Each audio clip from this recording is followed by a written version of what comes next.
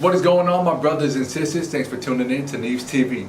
Burn. Okay, so today I'm going to be talking about faith. Ooh, that's a pretty big topic. Yeah, I know, bro, but it's something that needs to be addressed. Yeah, I know, but do you think you can handle that topic? To be honest, I'm not sure, but I think we got this. Alright, so we're going to be talking about faith today, and this might be a little hard for some people. Hebrews chapter 11, verse 1. Now, faith is being sure of what you hope for and certain of what you do not see. Now, see, faith is something so beautiful, magnificent. It's what helps to keep us growing, to keep us going towards God, and to not look any other direction. By faith and faith alone, we are able to conquer so many obstacles, defeat enemies, and just keep growing, to keep going down a righteous path. And that faith can only be done whenever we have our eyes on Jesus, solely on Jesus. Because if we have faith, but we have our eyes somewhere else, then that faith leads us to a different direction. And faith is so powerful. So if we have faith in something else,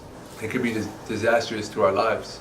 If you leave your faith in a person, but what if that person fails you? That can be traumatizing mentally, physically, emotionally, spiritually. We have to learn how to put our faith on God and God alone. Whenever we go to the gospel in the book of John, Jesus calls Peter out onto the water, and Peter begins to walk on the water towards Jesus. And then the storm comes. And when the storm comes, immediately Peter begins to look to the side and begins to fear. He loses his faith and his sight on God, and that's what causes him to fall into the water. Then Jesus says, "You of little faith," and he picks him up out of the water. And so by faith, he was able to walk on water. And that seems like nearly impossible. It's like, yo, you cannot walk on water. That's ridiculous. I mean, the surface level, the skin of the water is going to break because of the weight, and obviously physics comes into play. That's common sense. It's just physics, but I believe in a God that doesn't fit into our physics. And I've thought this story, I've read this story multiple times. I'm just like, man, if I was Peter,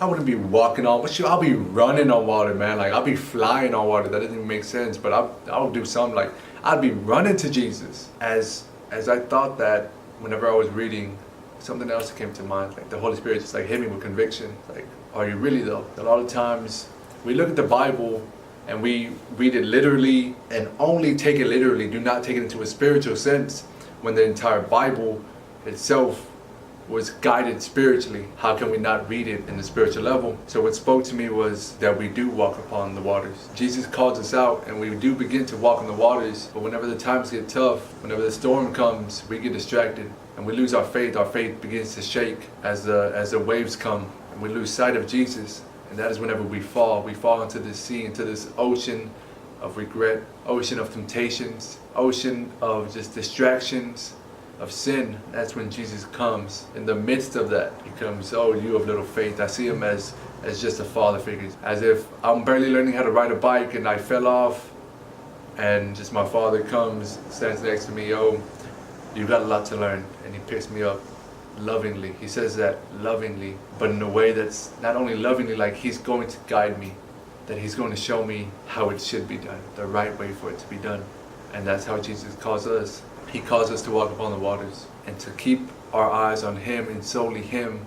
Because if we do keep our eyes on him, if we do keep our faith in the God, the living God that is right in front of us, then we're going to be all right. The storm is going to surround us, and the storm may even hit us, but we know that our God is more powerful than the storm. So we shall fear nothing, but only our God who has power over all. And it's not about our faith being something so great and huge. Like I said in the last video, faith as small as a mustard seed can toss a mountain into the ocean. That to me is just so beautiful. Our faith doesn't have to be something so ginormous. It could be as small as a mustard seed, able to fit in the cracks of our palms. And God's able to take that little bit of faith and just grow it exponentially, that we may testify and tell others about our almighty and powerful God. So I'm going to urge you time and time again, whenever you pray, that you pray to see God's hand more in your life. This will help to increase your faith. Whenever you ask God to spiritually open up your eyes, we have an unfailing God. If we believe that he's capable of doing so, then he will do so. He will allow us to see him more and more. Because I know my God is not the enemy. He's not going to force himself upon you. My God is a gentleman. He's waiting for you to come to him. How can we come to him if we have our eyes closed? How can we seek if our eyes aren't open? Ask Him to open up your eyes. If you're someone who's barely going into faith, or someone who's in the church game, I guess you want to say, for a while, who's known Christ for a while, but for some reason you've never gained sight, or you had sight but you've lost it, then I urge you, time and time again, I will urge you to seek God's hand in your life. Ask God to help open up your eyes, that you may be able to see Him, testify about Him.